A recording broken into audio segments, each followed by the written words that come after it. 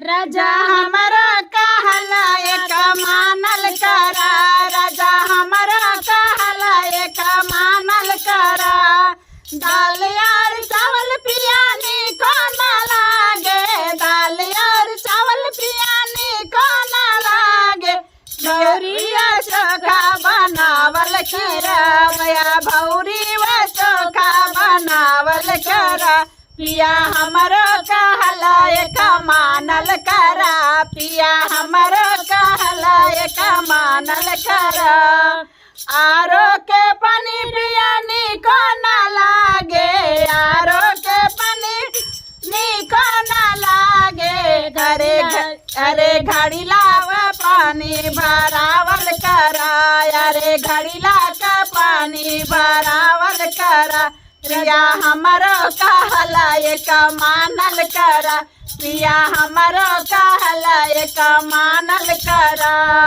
तोहरा का तकिया राजानी को न लागे, तो सका तकिया राजानी को न लागे। सैया भुइया चटैया बिछावल करा, सैया भुइया चटैया बिछावल करा।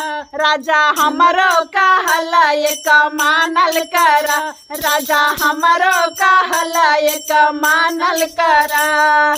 दाल और चावल पियानी को न लागे, दाल और चावल पियानी को न लागे। भौरी व चोखा बनावल करा, पिया भौरी व चोखा बनावल करा। राजा हमरो कहला एक मानल करा, राजा हमरो कहला एक मानल करा। आरो का पानी राजानी को न लागे, आरो का पानी राजानी को न लागे। घड़ा घड़ीला का पानी भरावल करा, राजा घड़ीला के पानी भरावल करा। राजा हमरो कहला एक मानल करा, राजा हमरो कहला एक मानल करा। तो सका राजानी को न लागे, तो सका पियानी को न लागे।